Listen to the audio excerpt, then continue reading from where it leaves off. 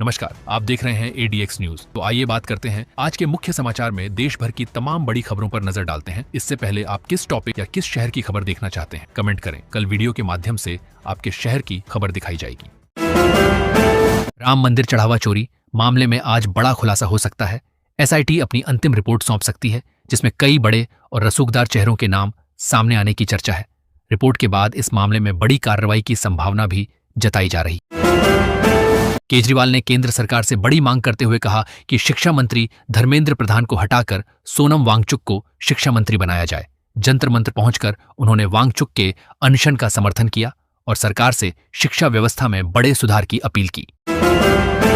सोनम वांगचुक की भूख हड़ताल आज 20वें दिन भी जारी है। उनकी सेहत को लेकर चिंता बढ़ गई है। आज समाजवादी पार्टी की सांसद डिंपल यादव जंतर मंतर पहुंची और उनसे मुलाकात की। वहीं कांग्रेस ने भी अपना समर्थन जताया है। दिल्ली हाईकोर्ट ने स्वास्थ्य की रोजाना निगरानी के निर्देश दिए हैं। देश के लिए आज ऐतिहासिक दिन है। प्रधानमंत्री नरेंद्र मोदी हरियाणा के जींद से भारत की पहली हाइड्रोजन ट्रेन को हरी झंडी दिखाएंगे। ये ट्रेन जींद सोनीपत रूट पर चलेगी।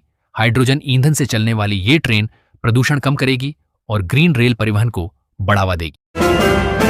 कर्नाटक में मंत्रिमंडल विस्तार की तैयारी तेज हो गई है। मुख्यमंत्री सिद्धारमैया और DK शिवकुमार ने दिल्ली में राहुल गांधी से मुलाकात की। बैठक में नए मंत्रियों के नामों पर चर्चा हुई। कांग्रेस ने संकेत दिए हैं कि कैबिनेट विस्तार जल्द किया जा सकता है। अमेरिका ने ईरान पर हवाई हमलों का नया दौर शुरू कर दिया है। जवाब में ईरान ने बहरीन और कुवैत की ओर मिसाइलें और ड्रोन दागे, जहां अमेरिकी सैन्य ठिकाने मौजूद हैं। बढ़ते तनाव के बीच पूरे पश्चिम एशिया में फिर बड़े युद्ध का खतरा मंडरा रहा है और दुनिया की नजरें इस संकट पर टिकी हैं। नीट UG 2026 का रिजल्ट जारी हो गया है। इस बार 11,21,000 छात्र परीक्षा में सफल हुए हैं। पंजाब के आर्यन गुप्ता और हरियाणा के पांशुल बंसल ने 720 में 715 अंक लाकर ऑल इंडिया टॉप किया। वहीं 138 छात्रों ने 690 से ज्यादा अंक हासिल किए। मणिपुर में सुरक्षा बलों का बड़ा एक्शन। मणिपुर में सुरक्षा बलों ने बड़ा अभियान चलाकर एक उग्रवादी समेत 6 लोगों को गिरफ्तार किया। अलग अलग इलाकों से हथियार, गोलियां और संचार उपकरण बरामद किए गए। पुलिस का कहना है कि अभियान आगे भी जारी रहेगा। मोदी सरकार का बड़ा फैसला। पश्चिम एशिया में बढ़ते तनाव के बीच सरकार ने शिपिंग कंपनियों से कहा है कि अगली सूचना तक भारतीय नाविकों को हॉर्मुज झल्ड मरुमध्य से गुजरने वाले जहाजों पर तैनात न करें। यह फैसला भारतीय नाविकों की सुरक्षा को देखते हुए लिया गया है। आइए सबसे पहले बात करते हैं Bharat UK free trade agreement की, जो अब लागू हो चुका है। प्रधानमंत्री मोदी ने इसे किसानों और छोटे व्यवसायों के लिए एक बड़ा बढ़ावा बताया है। दूसरी खबर अहमदाबाद से है, जहां पर भगवान जगन्नाथ की भव्य रथ यात्रा शुरू हुई। गृह मंत्री अमित शाह ने मंगला आरती में हिस्सा लेकर देशवासियों को शुभकामनाएं दी।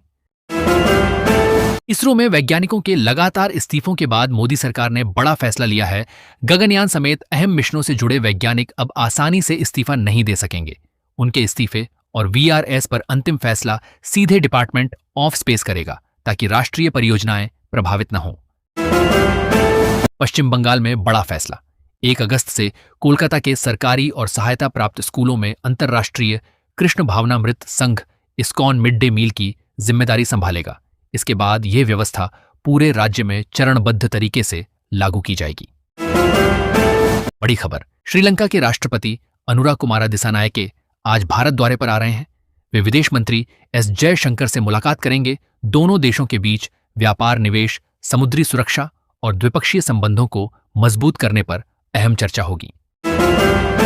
महाराष्ट्र छत्तीसगढ़ सीमा पर सुरक्षा बलों ने बड़ी कार्रवाई करते हुए 12 नक्सलियों को मार गिराया।